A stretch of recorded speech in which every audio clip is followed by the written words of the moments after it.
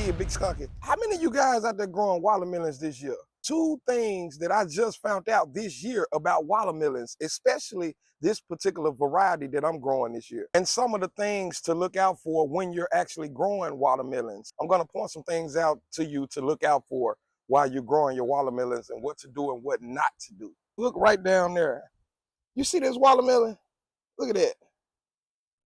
It's starting to rot and stuff like that, but it actually busted open. It's another one right over here that actually did the same.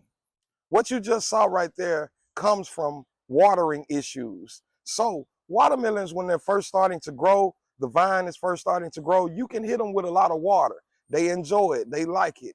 But if there's any inconsistency with your watering schedule, like when they start producing fruit, you kind of want to bag back up off of watering so much. Now, what happened to mine is I had just recently watered, and then we had a bad storm to come through that dropped a lot of rain. Those particular varieties of watermelons are called early girls. So early girls have a thin skin, meaning that the rind around it and everything is very, very thin, so they cannot handle all of that water. Now, when you inconsistently watering, so say if one day if you water real heavy and then you let your pots dry out, you do not want to let your pots dry out when you're doing watermelons. Kind of keep the soil moist or whatnot. Because what happens is when you let the soil dry out, then that vine turns around and send all of its water to that melon to keep itself alive, because it gets to stressing, it gets to panicking. It's thinking that it's about to die.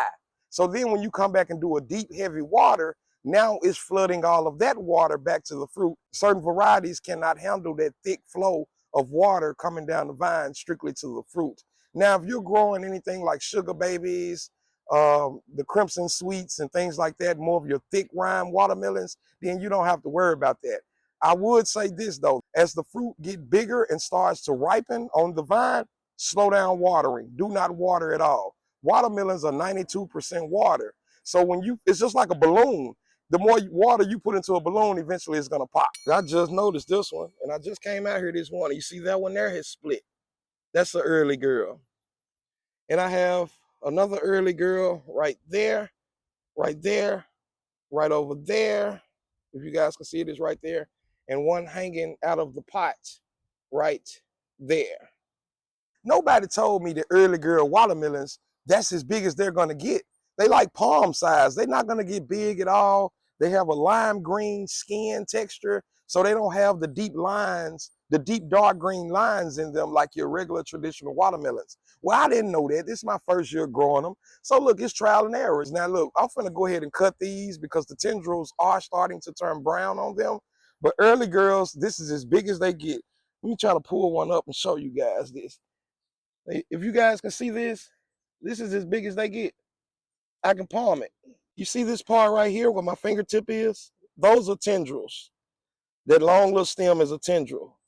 Now it's starting to die because it's starting to turn a light color and the ends are brown. That's a good indication that your watermelons are done and ready. Plus, like I said, these are early girls. They don't get very, very big. They're supposed to be very, very sweet. I don't know. We're going to harvest what we can, so don't go nowhere. Hey, by the way, if you made it this far down into the video, hey, smash that like button. Smash that like button, hit the share button, send it out to all of your friends and family and things like that. Listen, I try to bring you guys the best, knowledgeable, truthful content that I possibly can. So, hey, if you wouldn't mind, do it for the kid.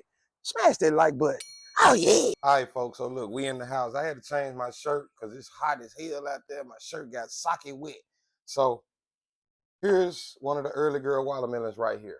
And this is as big as they get. I told y'all these things do not get big, but I didn't know that. So this is my first year growing these things. Now, 3 things I want to explain to you guys. This yellow part back here, this is the field mark. So this is where the watermelon been sitting down in the yard just like this here. So don't expect your early girl watermelons to develop a very dark yellow field mark, which is a clear indication that your watermelons are sweet, ripe, and ready to be cut. Because again, these are early girls. So this is what they look like, the skin on them. They don't get those dark, deep green lines or whatnot. And they just softball size pretty much. But again, nobody told me this. So, trial and error, I had to do what I had to do. But we're going to cut one. So my wife told me this, always wash your watermelons off first. Because I'm so country with it, I guess, so to say. I cut the watermelon out there and just bust it open and start to eat. And she was like the dirt from the watermelon, you know, when you cut it to get down in there in the flesh. So we did wash it off. So we're gonna cut this girl open and see what she looks like on the inside. The inside is supposed to have like a pink Simon looking color. So I can't wait to see what it looks like on the inside and to see if there's any seeds. Well, I know there are seeds on the inside, but to see if the seeds are ripe and black or dark brown like seeds supposed to look when they're ripe. So here goes nothing. And she split just like that. Now, I want to point something out to you guys. You see how easy this watermelon just split? That's a clear sign that she was about to bust. I just barely put that knife in there and she's cracked all the way around. And again, that comes from watering issues because these little things have very, very thin skin. So they do not need a lot of water at all. And she smells good on the inside. And look at that. That's unbelievable. She's right. Another way you can tell is by looking at the seeds. Y'all see those seeds? How brown they are? Some of them tend to look a little blackish. Those are ripe seeds. She's pretty on the inside. So we're going to take a spoonful and see how it tastes. So here goes nothing. I want to get that seed out the way. Another thing, y'all know me now. I'm Big Skunky. Keep those seeds so you can continue to reproduce these every single year.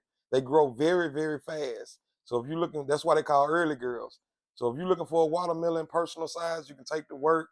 You ain't got to cut a whole watermelon and then half of it sits in your refrigerator and spoils and things like that because you didn't, eat it or whatever, or you forgot about it.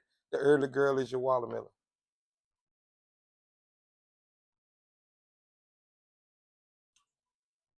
Hell yeah. She's sweet. I'm talking about real sweet. I actually like these. I'll grow these again. These are great for little kids, little children and stuff like that. Man, these watermelons are great. Now the seeds, you can actually eat the seeds. They are high in zinc, high in magnesium, high in calcium, so they're good for your body. It's just like eating pumpkin seeds.